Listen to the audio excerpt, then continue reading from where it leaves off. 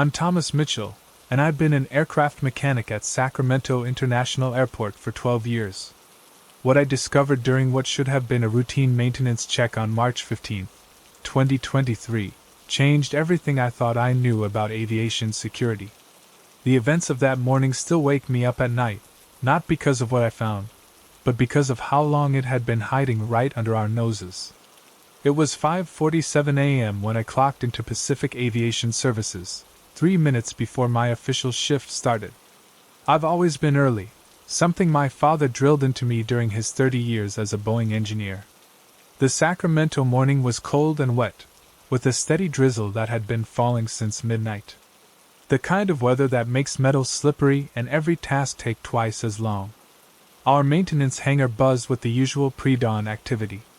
Coffee brewing, hydraulic lifts humming, the constant chatter of mechanics discussing their assigned aircraft.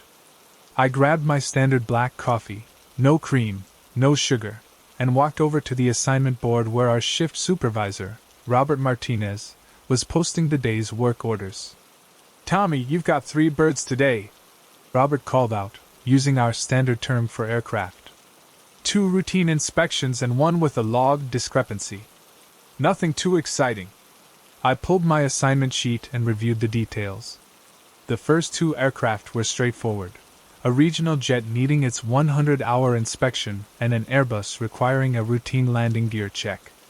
The third assignment was what caught my attention, Boeing 737-800, tail number N847PA, belonging to Western Regional Airways. Captain Lisa Henderson had logged a minor issue with the cargo door warning light during her flight from Phoenix the previous evening. Western Regional Airways was a mid-sized carrier that had been operating out of Sacramento for about 8 years. They primarily handled domestic routes throughout California, Nevada, and Arizona, with occasional flights to Colorado and New Mexico. Nothing glamorous, mostly business travelers and tourists heading to Las Vegas or Phoenix. Their maintenance contract with our facility was solid, and I'd worked on their aircraft dozens of times over the years. The 737-800 in question, an 847PA, was a 2018 model that Western Regional had acquired from a lease return in 2020. I'd personally conducted maintenance checks on this specific aircraft at least 15 times since they'd added it to their fleet. It was well maintained, professionally operated, and had an excellent safety record. The kind of plane that makes a mechanic's job easy. I gathered my tools and headed toward Bay 7, where an 847PA was parked for the night. The aircraft sat quietly under the harsh fluorescent lights of the hangar, its white fuselage gleaming despite the early hour. Rain drummed steadily against the hangar's metal roof, creating a constant background noise that mixed with the sound of air compressors and electric tools from other work bays. The preliminary paperwork indicated that Captain Henderson had experienced an intermittent cargo door warning light during her final approach into Sacramento. The light had illuminated twice during descent but went dark when she cycled the cargo door controls. This type of issue was typically caused by a loose connection in the door sensor system, or occasionally a faulty relay in the warning circuit. I began my standard inspection procedure, starting with the external cargo door examination. Everything looked normal, proper alignment, no visible damage, door seals in good condition. The external latching mechanisms operated smoothly, and there were no signs of wear or stress that might cause sensor problems. Moving to the cargo compartment interior, I opened the lower cargo bay and stepped inside with my flashlight and inspection mirror.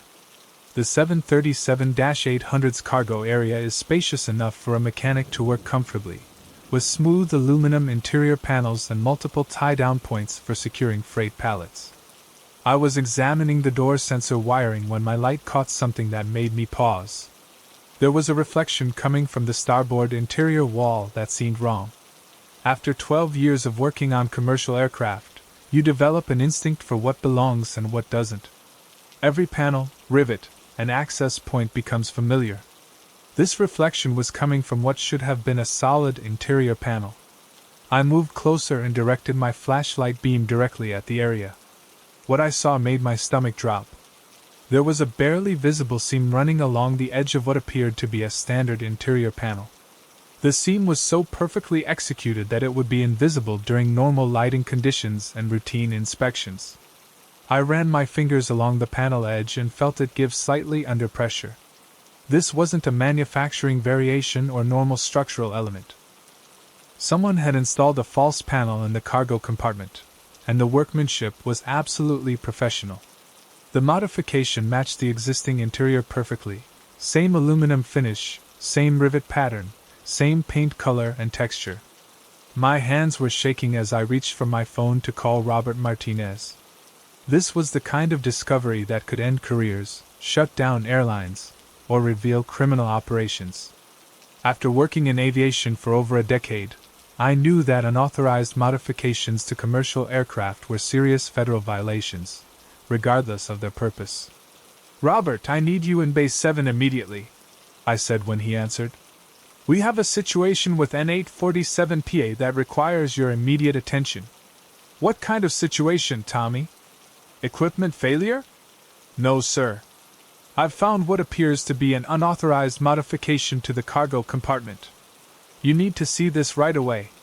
Within 5 minutes, Robert was standing beside me in the cargo bay, examining the false panel with his own flashlight.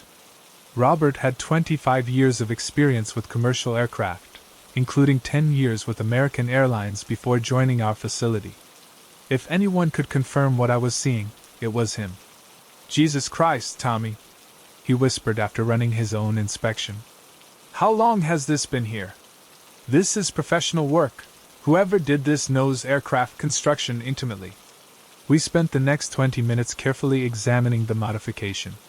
The false panel was approximately 2 feet wide by 3 feet tall, creating a hidden compartment roughly 8 inches deep. The craftsmanship was extraordinary. The panel was secured with standard aircraft fasteners and sealed with proper aviation-grade materials. Without knowing exactly where to look, this modification would be virtually invisible. "We need to open this," Robert said grimly. "But first, we document everything exactly as we found it." I took dozens of photographs from every angle, while Robert completed detailed measurements and sketches. We documented the exact location, dimensions, and construction details of the false panel. This evidence would be crucial for whatever investigation was about to unfold. Using a standard aircraft panel removal tool, we carefully opened the false compartment. What we found inside made this situation infinitely worse. The hidden space was lined with dense foam padding designed to prevent items from shifting during flight.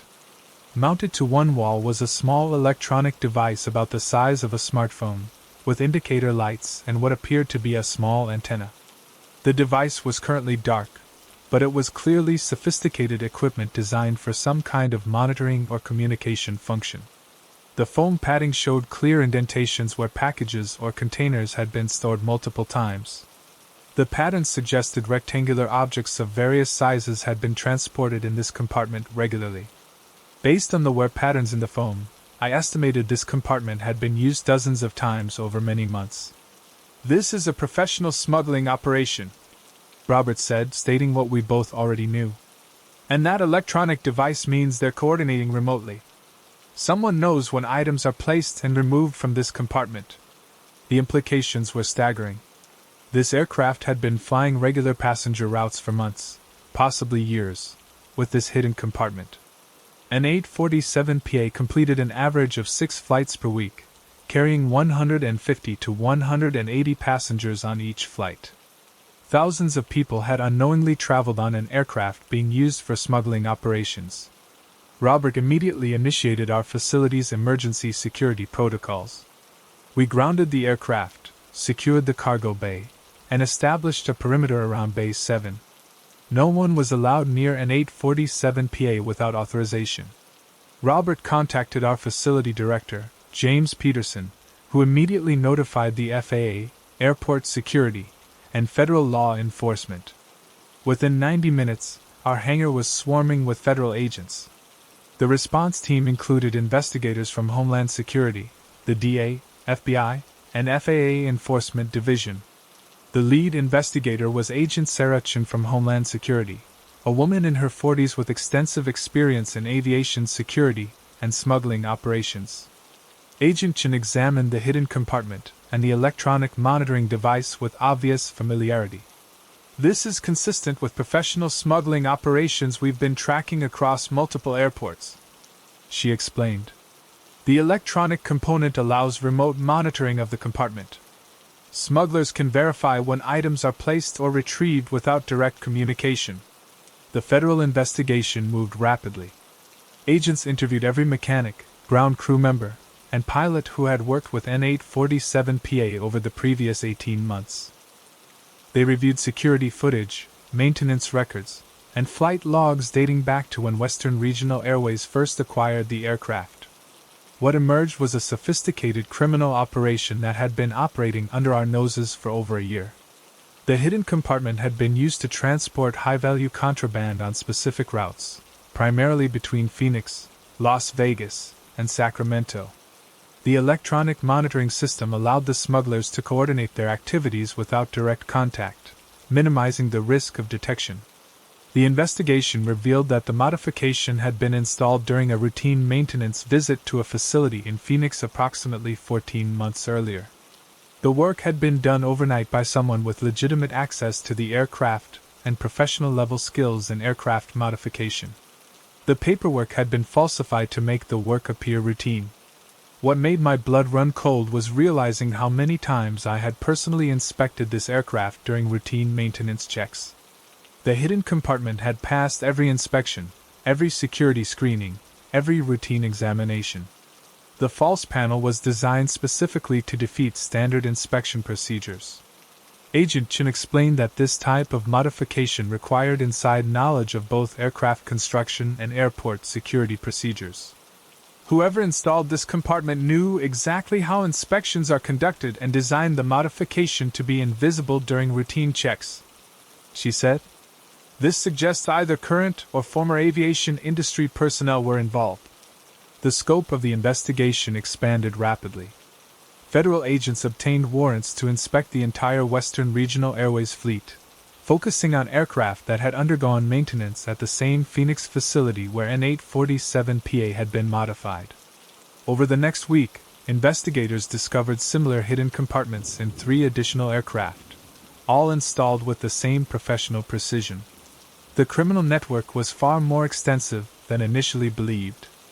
The hidden compartments were being used to transport not just drugs, but also cash, jewelry, and other high-value items that were difficult to trace. The electronic monitoring systems were sophisticated enough to track the compartments in real time, allowing the smugglers to coordinate their operations across multiple airports and flights.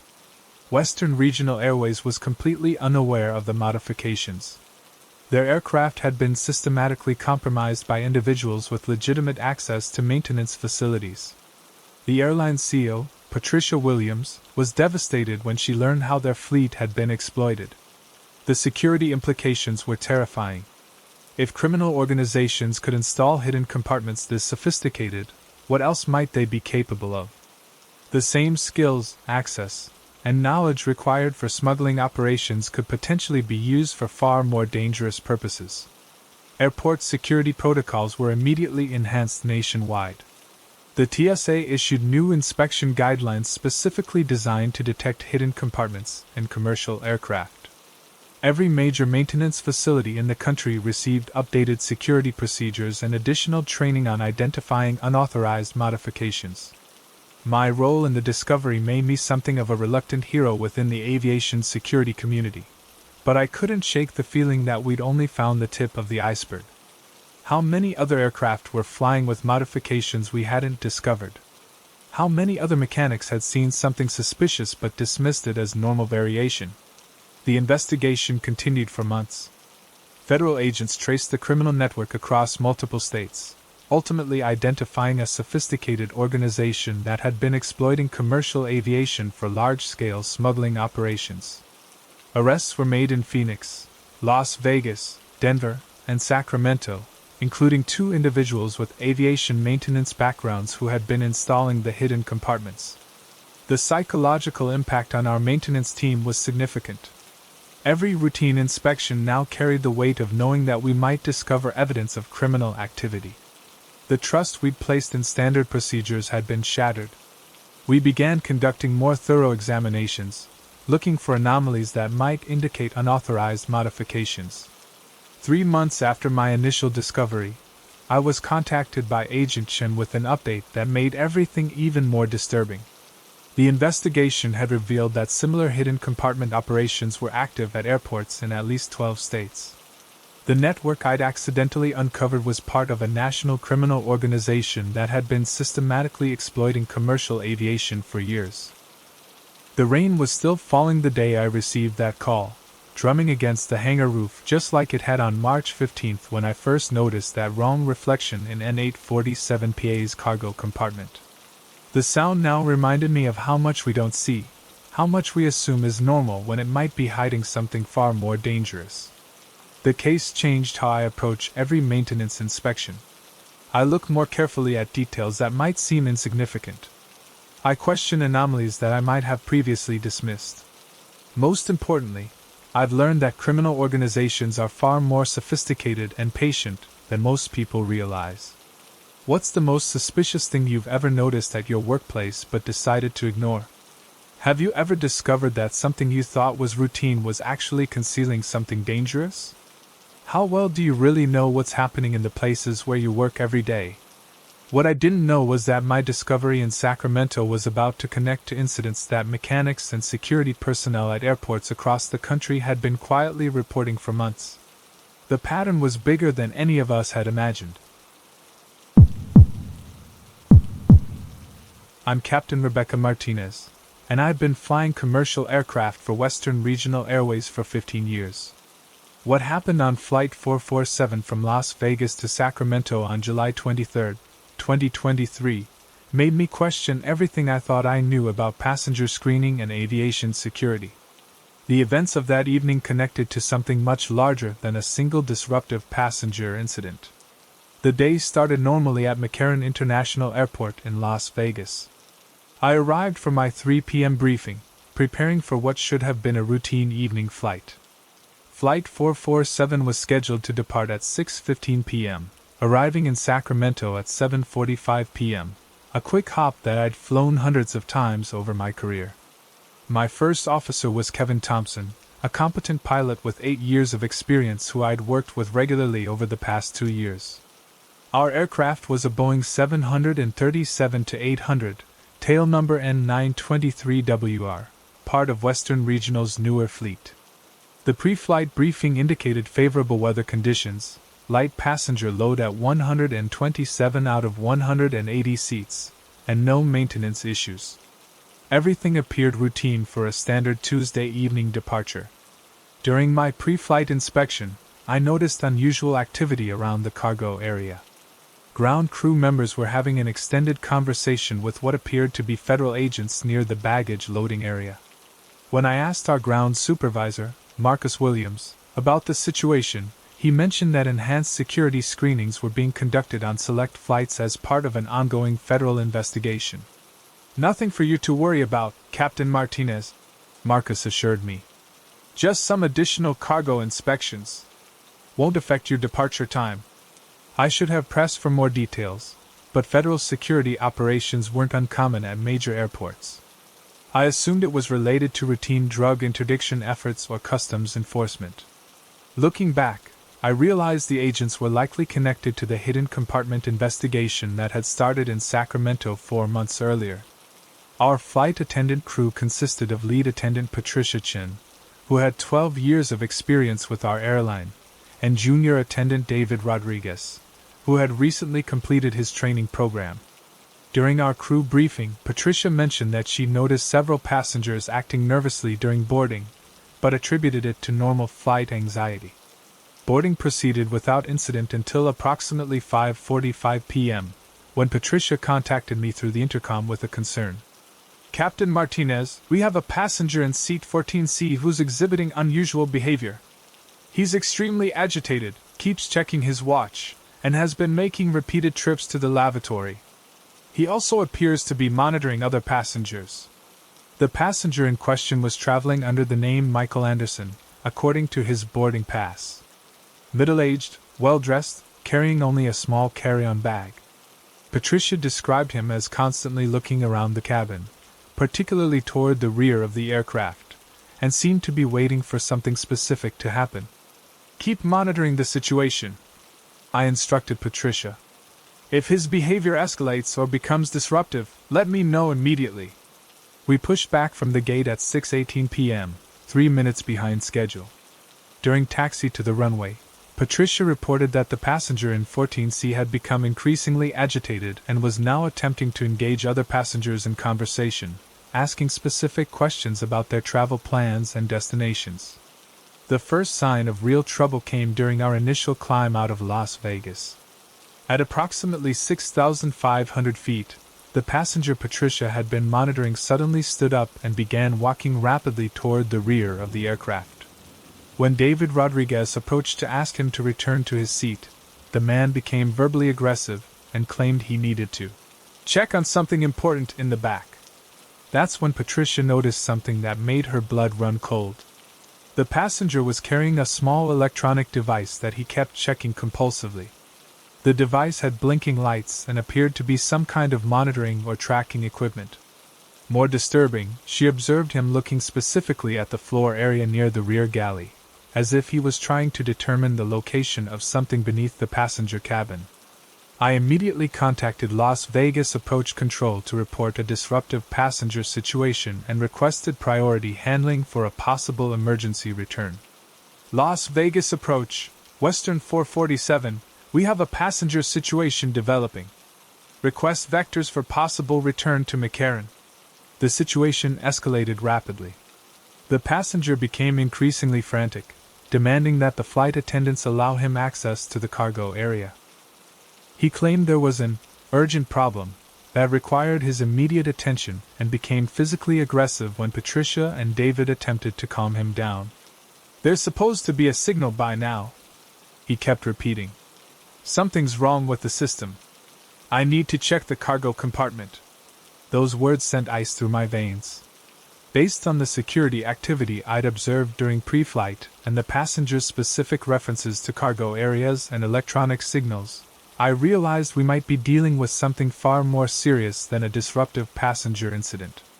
I contacted our company's Emergency Coordination Center and requested immediate law enforcement support upon landing.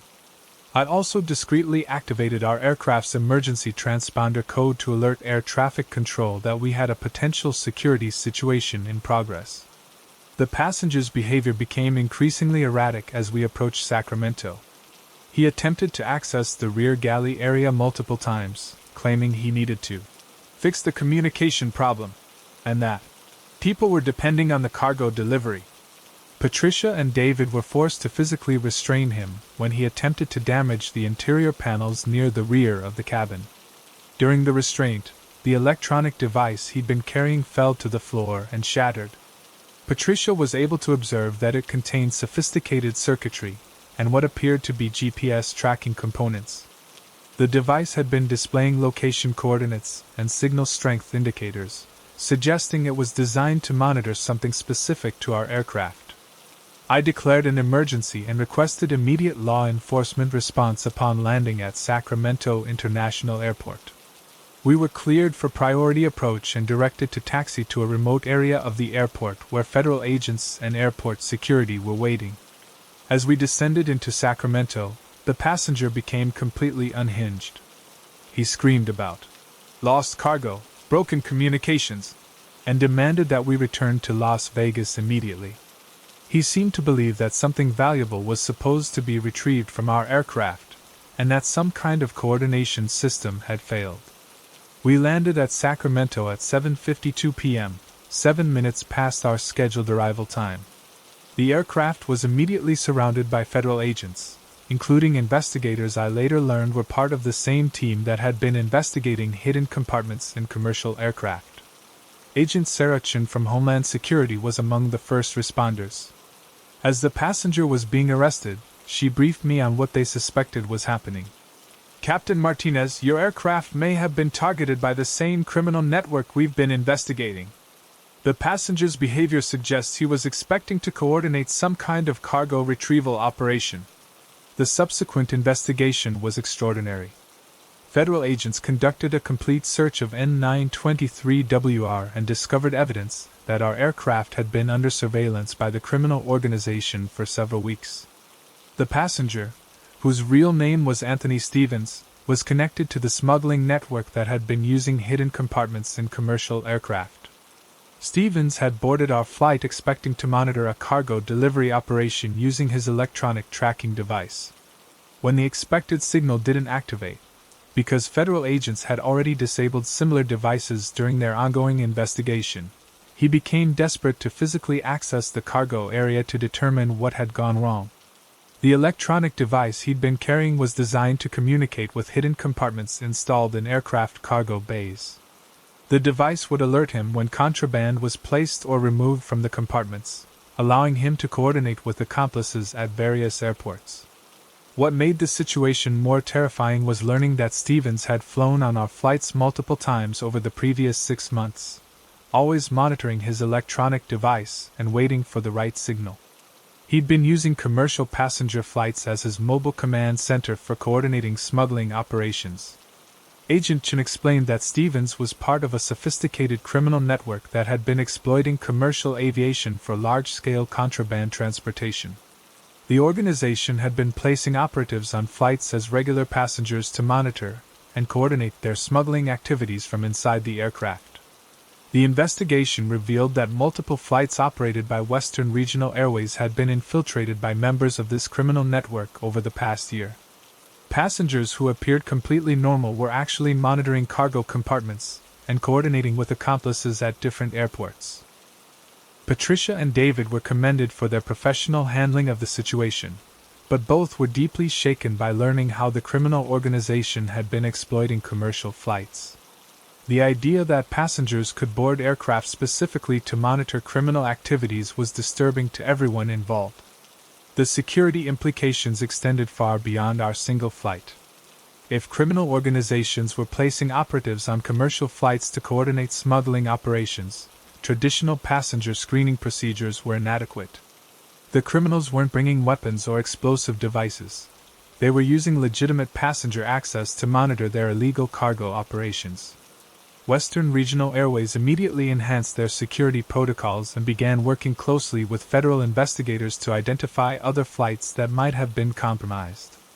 The airline also implemented additional training for flight crews on recognizing passengers who might be monitoring cargo operations rather than simply being disruptive. Over the following weeks, federal agents identified at least 12 other flights where suspected criminal operatives had been placed as passengers to coordinate smuggling activities.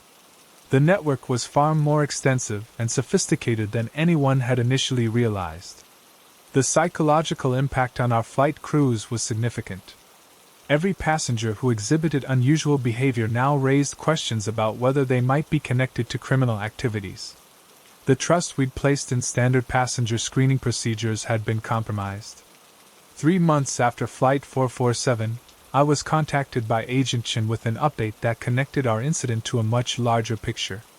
The criminal network had been systematically placing operatives on commercial flights across multiple airlines for over 2 years. Stevens was just one of dozens of individuals who had been using passenger flights to coordinate smuggling operations. The investigation revealed that the network had been targeting specific aircraft known to have hidden compartments, using passenger operatives to monitor cargo deliveries and coordinate with ground accomplices. The electronic devices they carried were sophisticated enough to track cargo operations in real time without detection by standard security screening. Most disturbing was learning that the criminal organization had been patient enough to place operatives on dozens of flights over many months, waiting for the right opportunities to coordinate their operations. They'd turned commercial passenger aircraft into mobile command centers for managing large-scale smuggling operations. The case fundamentally changed how I approach every flight. I pay closer attention to passenger behavior that might indicate coordination or monitoring activities rather than just typical disruption. I've learned that criminal organizations are sophisticated enough to exploit legitimate access to commercial aviation in ways that traditional security measures weren't designed to detect. The rain was falling when I received Agent Chen's final briefing on the case, drumming against the crew lounge windows at Sacramento International Airport. The sound reminded me of that evening in July when I first realized that a passenger on my flight was there to coordinate criminal activities rather than simply travel to Sacramento. What's the most suspicious behavior you've witnessed from someone who seemed like a normal customer or traveler? Have you ever realized that someone you assumed was legitimate was actually there for completely different reasons? How well do you think you can identify when someone has ulterior motives for being in your workplace? What I learned from Agent Chen that day made me realize that Flight 447 was just one piece of a criminal operation that extended to airports and aircraft across the entire western United States. The network was more patient and sophisticated than any of us had imagined. I'm Officer Michael Patterson, and I've been working as a TSA agent at Phoenix Sky Harbor International Airport for 9 years. What I discovered during a routine baggage screening on October 17, 2023, revealed connections to criminal activities that had been operating right under our noses for months. The incident made me realize how sophisticated criminal networks had become at exploiting airport security procedures. My shift started at 4 a.m. in Terminal 4, the busiest section of Sky Harbor. I was assigned to the main security checkpoint, operating the X-ray scanner for carry-on baggage. After 9 years of screening thousands of bags daily, you develop an eye for anomalies, items that don't belong, unusual configurations, or objects designed to deceive detection systems. The morning rush was typical for a Thursday, business travelers heading to meetings, tourists starting vacations, and the usual mix of passengers trying to bring prohibited items through security. By 7:30 a.m., I'd already confiscated 3 oversized bottles of shampoo, 2 pocket knives, and a bottle of expensive bourbon that exceeded liquid limits. That's when the bag appeared on my screen that made me immediately call for supervisor assistance. The bag belonged to a passenger named Jonathan Wright, a well-dressed man in his 50s traveling on United Flight 1847 to Sacramento. The X-ray image showed what initially appeared to be standard business travel items: laptop, chargers, documents, clothing. But there was something wrong with the laptop configuration that triggered my training. The laptop appeared to have been modified with additional internal components that didn't match standard computer architecture. More concerning, there were small metallic objects scattered throughout the bag that appeared to be electronic devices, but not typical consumer electronics. The X-ray pattern suggested sophisticated equipment designed for communication or monitoring purposes. Supervisor to Lane 3. I called over our internal communication system. I need a secondary screening on a suspicious laptop configuration. Lead Supervisor Jennifer Kim arrived within 2 minutes, bringing with her 8 years of experience in advanced threat detection. Jennifer examined the X-ray image and immediately escalated the situation to our Federal Air Marshal Coordinator and Airport Police. We're going to need a full bag search and passenger interview, Jennifer decided. The electronic configuration doesn't match any legitimate business equipment I've seen. We directed Jonathan Wright to the secondary screening area, a private space where TSA agents could conduct detailed inspections away from the main security checkpoint. Wright appeared calm and cooperative, claiming to be a technology consultant traveling to Sacramento for business meetings. When we opened his carry-on bag, what we found was far more sophisticated than typical business electronics. The laptop had been extensively modified with additional circuit boards, enhanced battery systems, and communication equipment that was clearly not standard consumer technology. Hidden throughout the bag were multiple small electronic devices that appeared to be tracking or monitoring equipment. More disturbing were documents we found in a concealed compartment of the laptop bag. The papers contained detailed information about specific aircraft, including tail numbers, flight schedules, and maintenance records for planes operated by Western Regional Airways. There were also technical diagrams showing aircraft cargo compartment layouts, and what appeared to be installation instructions for electronic equipment. Wright's explanation for the equipment became increasingly inconsistent under questioning. He claimed to be developing aviation consulting technology, but couldn't provide coherent details about his supposed business activities. When Jennifer asked specific technical questions about the modified laptop, Wright's answers revealed he had limited understanding of the equipment he was carrying. At that point, Jennifer contacted our federal security director and requested immediate law enforcement support. Airport police arrived within minutes, followed by federal agents from Homeland Security who had been investigating aviation-related criminal activities. Agent Sarah Chin from Homeland Security took control of the situation. I recognized her name from security bulletins that had been circulated to TSA personnel regarding ongoing investigations into criminal networks targeting commercial aviation. When she saw Wright's equipment and documents, her expression became very serious. "Mr. Wright, these devices and documents suggest involvement in activities that pose serious threats to aviation security," Agent Chen stated. "We need to discuss your travel plans and the purpose of this equipment." Under federal questioning, Wright's story completely fell apart. He admitted that he wasn't a legitimate technology consultant and that the electronic equipment belonged to associates who had asked him to transport it to Sacramento. He claimed he didn't understand the purpose of the devices and was simply being paid to deliver them to contacts at Sacramento International Airport. The documents found in Wright's possession were even more damaging. They contained detailed information about specific aircraft that federal agents had been investigating as part of the hidden compartment smuggling network. The technical diagrams matched modifications that had been discovered in commercial aircraft over the previous months.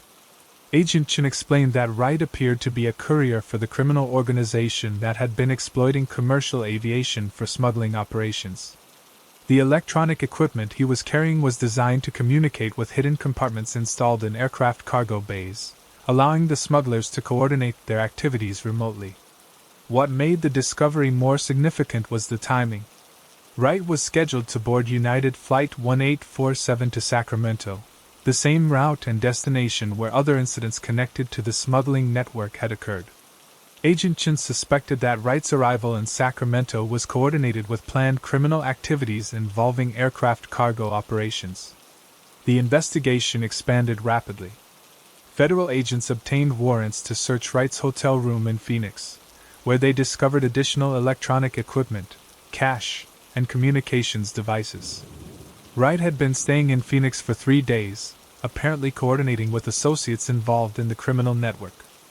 Phone records revealed that Wright had been in contact with individuals at Sacramento International Airport, including someone with access to aircraft maintenance areas.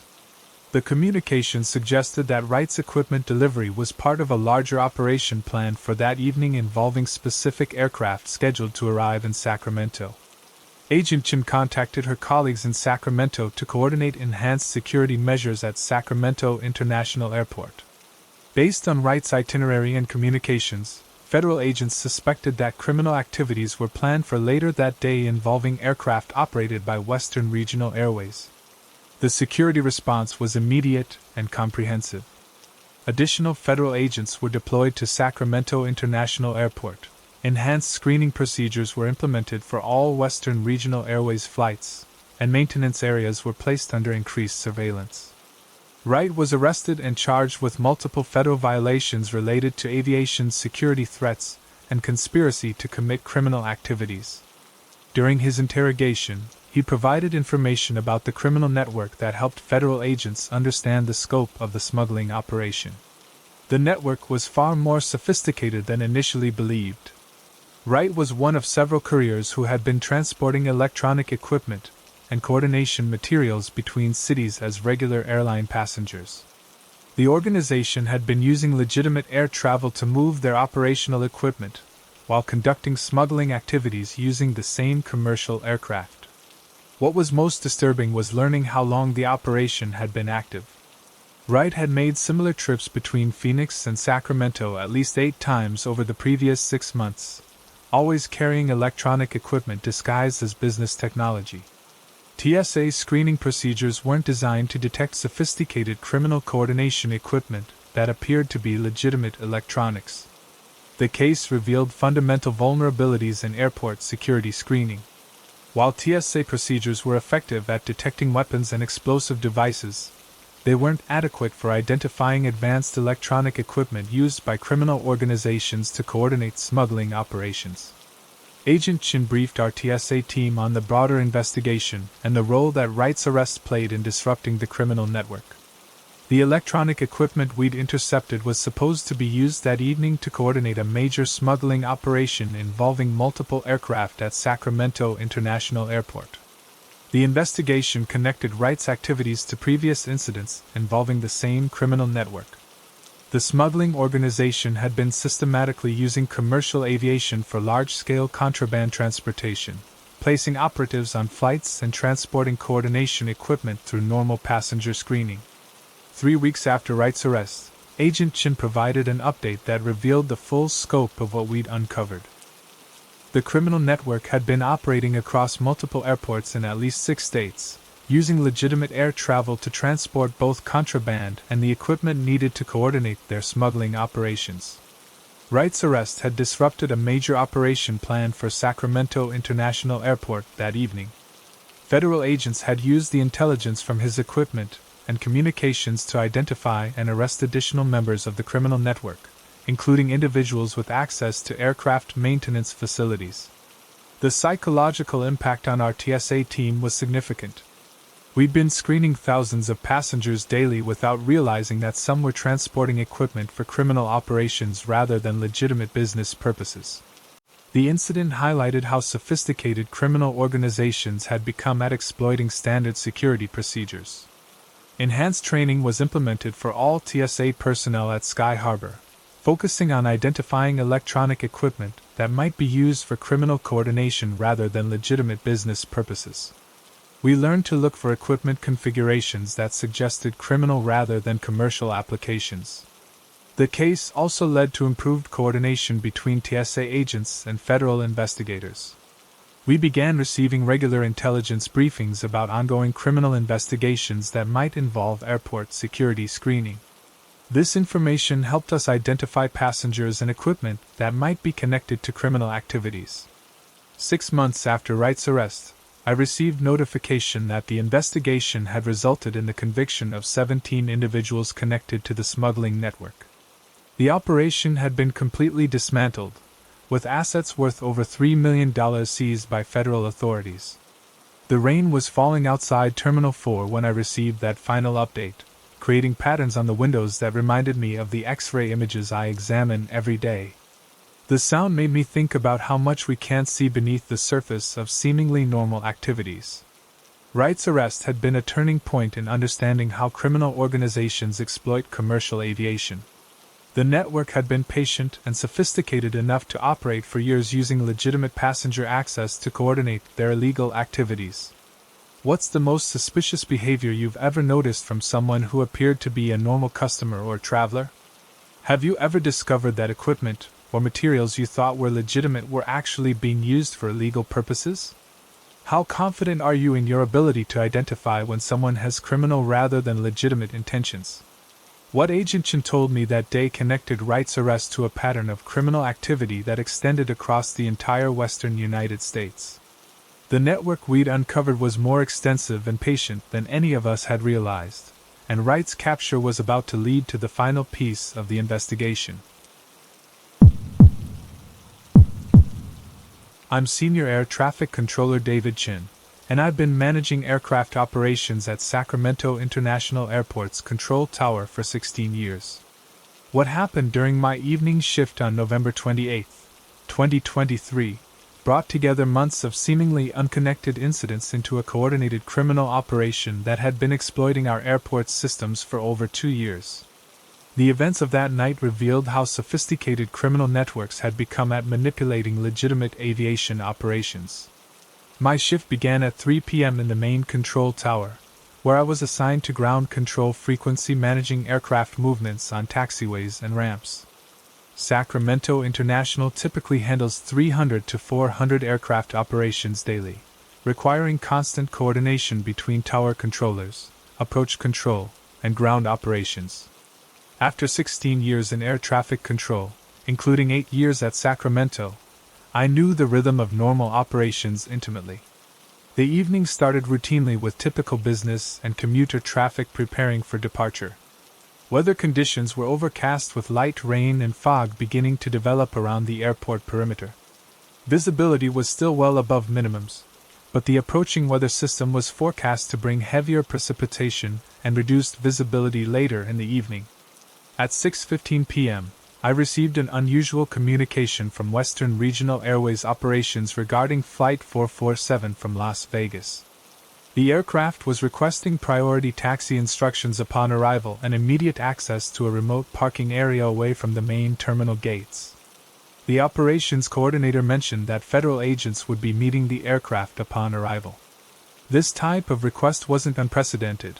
We occasionally handled flights requiring law enforcement response for disruptive passengers or other security issues.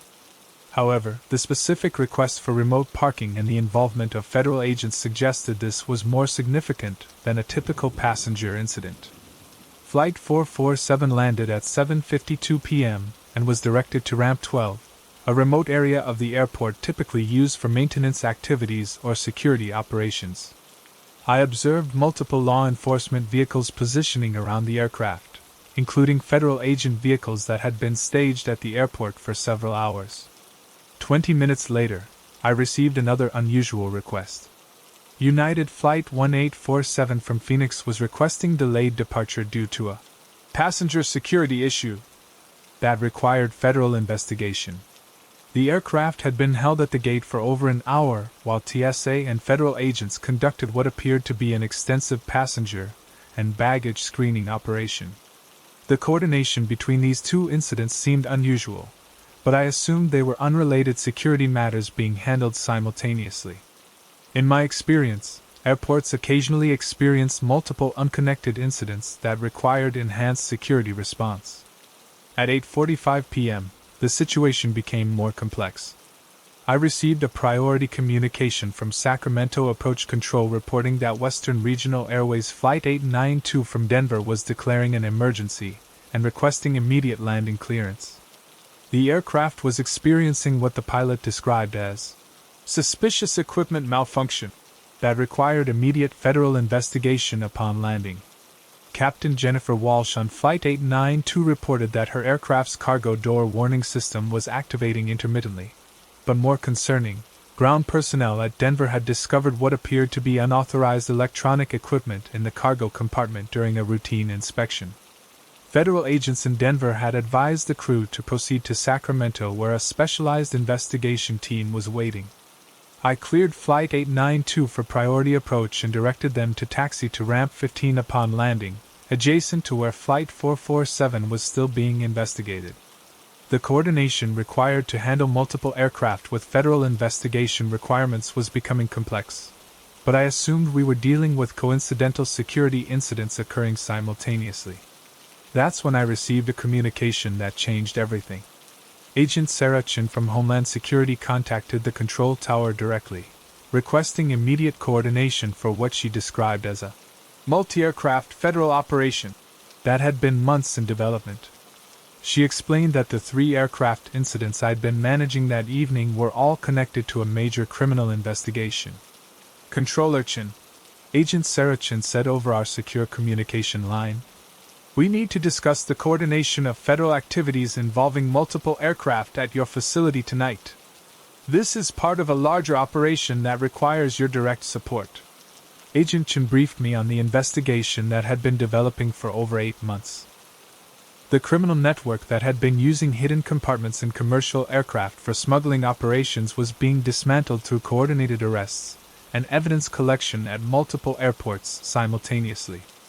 Flight 447 from Las Vegas had carried a criminal operative who was supposed to coordinate smuggling activities using electronic monitoring equipment. His arrest had provided intelligence about planned operations involving other aircraft.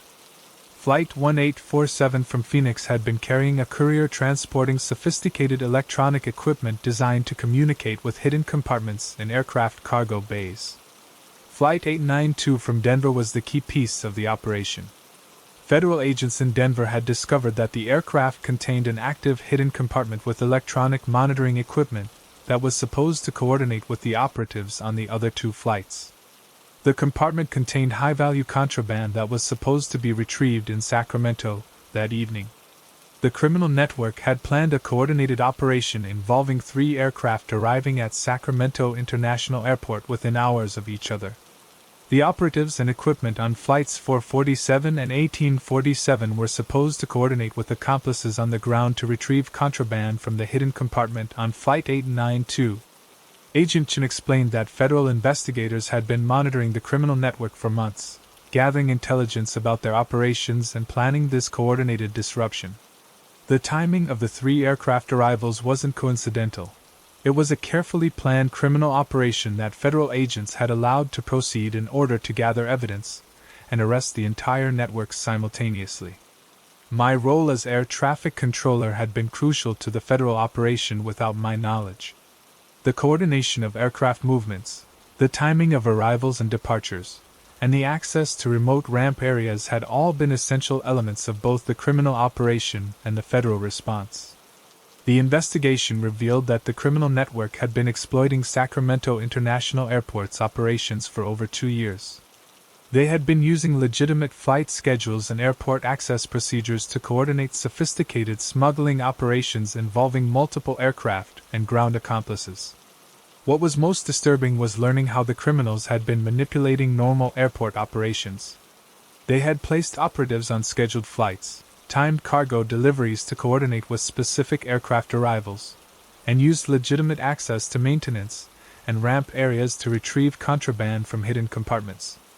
The network had been patient enough to conduct operations only when conditions were optimal, when weather, staffing, and security conditions provided the best opportunities for coordination without detection. They had been monitoring airport operations and adjusting their activities to exploit normal operational patterns. Agent Chen explained that air traffic controllers at multiple airports had unknowingly facilitated criminal operations by providing the precise timing and coordination that the smuggling network required. The criminals had been using legitimate aviation operations as cover for large-scale contraband transportation. Over the following hours, I coordinated the movement of additional aircraft as federal agents expanded their operation. Western Regional Airways grounded their entire fleet for inspection, discovering hidden compartments in 6 additional aircraft. The criminal network had been far more extensive than initially believed. The investigation revealed that the network had been exploiting not just aircraft, but also airport ground operations, maintenance procedures, and air traffic control coordination. They had developed detailed knowledge of how airports function and had been using that knowledge to coordinate criminal activities without detection. Federal agents arrested 23 individuals that evening, including ground crew members, maintenance personnel, and airport contractors who had been providing inside access to the criminal network. The operation had required corruption of multiple airport employees across several facilities. The psychological impact on our air traffic control team was significant. We had been unknowingly facilitating criminal operations for years while believing we were simply managing normal aviation activities. The precision required for air traffic control had been exploited by criminals who understood how airport operations functioned. Enhanced security protocols were immediately implemented for all aircraft movements at Sacramento International Airport.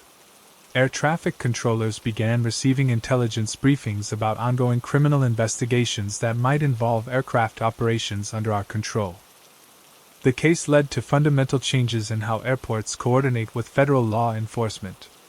We developed new procedures for identifying patterns of aircraft activity that might indicate criminal coordination rather than legitimate business operations. 3 months after the November operation, Agent Chen provided a final briefing on the investigation's results. The criminal network had been completely dismantled, with assets worth over $8 million seized by federal authorities. The operation had been active across airports in 12 states, exploiting commercial aviation for large-scale smuggling operations. The network had been extraordinarily sophisticated, using legitimate aviation operations to mask criminal activities that generated millions of dollars in profits. They had corrupted airport employees, modified commercial aircraft, placed operatives on passenger flights, and coordinated complex operations across multiple states. Most significantly, the investigation revealed that the criminal network had been planning to expand their operations to include international flights, potentially creating security threats that extended far beyond domestic smuggling activities. The rain was falling against the control tower windows when I received Agent Chen's final report, creating patterns that reminded me of the radar screens I monitor every day. The sound made me think about how much activity occurs beneath the surface of normal operations that we never see or understand. The case fundamentally changed how I approach air traffic control. I pay closer attention to patterns of aircraft activity that might indicate coordination beyond normal business operations.